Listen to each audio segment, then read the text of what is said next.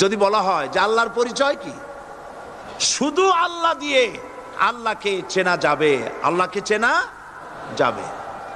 আল্লাহ রাব্বুল আলামিন বলছেন, আল্লাহু লা ইলাহা ইল্লা হুয়াল হাইয়ুল কাইয়্যুম।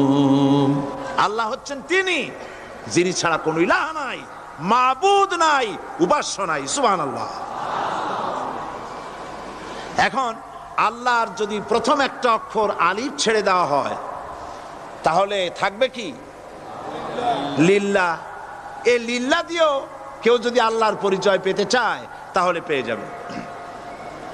আল্লাহ রাব্বুল আলামিন কোরআনে কারীমের ভিতরে শুধু লিল্লাহ দিয়েও আল্লাহকে চেনার ব্যবস্থা করেছেন। লিল্লাহি মা ফিস সামাওয়াতি ওয়া মা ফিল আরদ।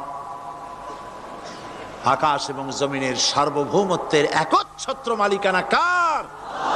আল্লাহ পাকের। এখন